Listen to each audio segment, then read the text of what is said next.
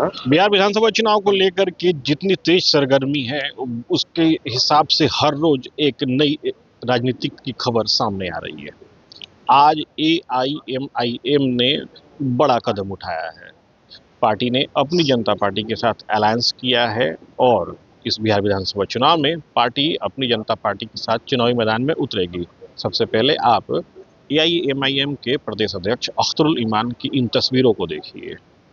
अभी जिस तस्वीर को आप देख रहे हैं, ये AIMIM की उस बात की तस्दीक करती है कि जो पार्टी काफी पहले से कह रही थी कि AIMIM बिहार में साथ लेकर चलेगी। किसका साथ लेकर चलेगी, नहीं चलेगी? हमारे साथ अभी पार्टी के राष्ट्रीय प्रवक्ता आदिल हसन ने बात करते हैं। आदिल जी, आज आपने एक कदम और बढ़ाया अपनी जनता पार्टी के साथ। क्या आप बिहार में अलायंस के साथ चुनाव लड़ रहे हैं? एकदम इंशाल्लाह चुनाव लड़ेंगे, मजबूती से लड़ेंगे। अल्लाह ने चाहा कामयाबी होगी। बिहार की जनता चाहती है थर्ड फ्रंट बढ़े। बैरिस्टर असदुद्दीन ओवैसी साहब की सरपरस्ती में स्वामी प्रसाद मौर्य जी के साथ एक शुरुआत हमने की, और लोग भी आएंगे। मतलब आप अपनी जनता पार्टी आ गई, और भी पार्टी आने वाली है? और भी आएगी। जब अपनी आ गई है तो पराई भी आ जाएगी, सब आएगी। काहे घबराते हैं, देखते जाइए।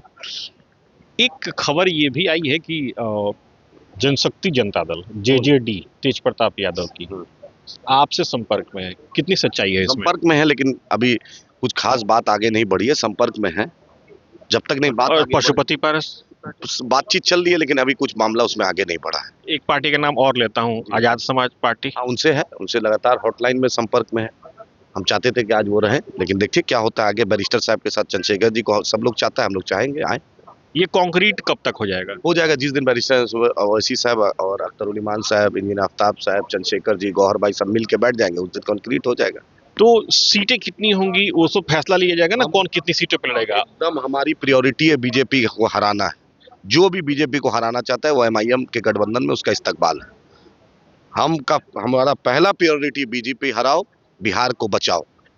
विदाई का वक्त बीजेपी का आ गया। इंशाल्लाह उम्मीद है बिहार की आवाम बीजेपी को विदाई करेगी।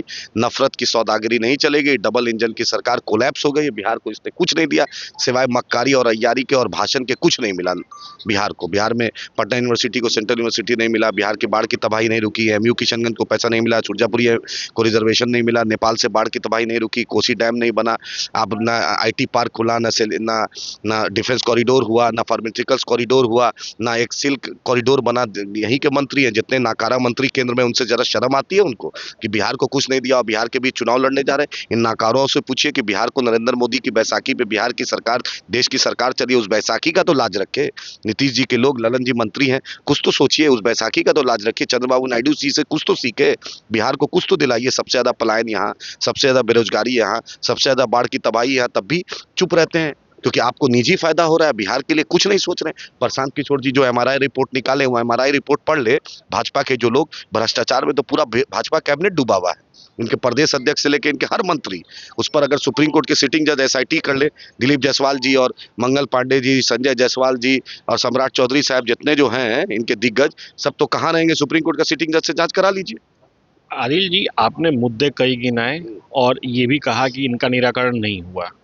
आपकी पार्टी के पास, आप अलायंस में आ रहे हैं, क्या स्ट्रक्चर है, क्या रोड मैप है, क्या विजन है, क्या मैनिफेस्टो हमारी है? पहली प्राथमिकता रहेगी सीमांचल स्पेशल स्टेटस, सीमांचल को economic package, AMU Kishanganj, Seemanchal की बाढ़ की तबाही से रोकना, पटना यूनिवर्सिटी को सेंट्रल यूनिवर्सिटी का दर्जा की कोशिश करना, बिहार में food processing unit, small scale industry बनाना, पूर्णिया को हाईकोर्ट बेंच दिलाना, पूर्णिया में उपराजधानी का दर्जा हो, जो बाढ़ सीमांचल जो है उसके साथ जो नाइंसाफी हुई है उसको रोकना, वहाँ के ट्रॉमा सेंटर खोलना, और बिहार के जो मजलूमों की एक आवाज़ MIM बनेगी और इंशाल्लाह आगे भी उसके लिए जद्दोजहद करेगी। ये थे हमारे साथ AIMIM के राष्ट्रीय प्रवक्ता आदिल हसन। इन्होंने स्पष्ट रूप से कहा कि मुद्दे कई हैं और हमारी जब पार्टी अगर सत्ता में आती है तो उसका रोड मैप हमारे पास तैयार है, हम उस रोड मैप पे काम करेंगे।